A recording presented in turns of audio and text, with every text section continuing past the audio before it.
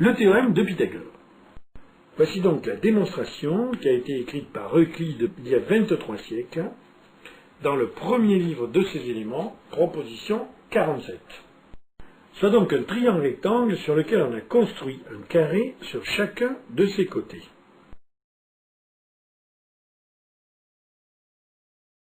Intéressons-nous au demi-carré vert et particulièrement à la surface de ce triangle.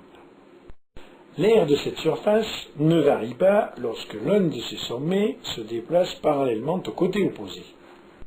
Et son aire reste évidemment la même lorsque le triangle tourne autour d'un sommet. Après un quart de tour, son aire n'a pas varié, et cette aire ne varie pas non plus lorsque l'un de ses sommets se déplace parallèlement au côté opposé encore une fois.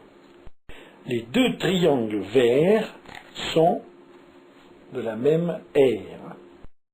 Et donc, le carré vert et le rectangle vert ont aussi la même aire. Refaisons les mêmes transformations à partir du carré bleu. On s'intéresse au demi-carré vert foncé et particulièrement à la surface de ce triangle. L'aire de cette surface ne varie pas lorsque l'un de ses sommets se déplace parallèlement au côté opposé. Et son aire reste évidemment la même lorsque le triangle tourne autour d'un sommet. Après un quart de tour, son aire n'a pas varié, et ne varie pas non plus lorsque l'un des sommets se déplace parallèlement à l'autre côté opposé. Les deux triangles vert foncé ont la même aire.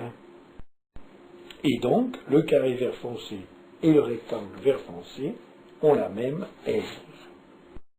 Chaque carré a même aire finalement que le rectangle de même teinte. Le carré de l'hypoténuse est donc égal à la somme des carrés des deux autres côtés. C'est bien le théorème de Pythagore.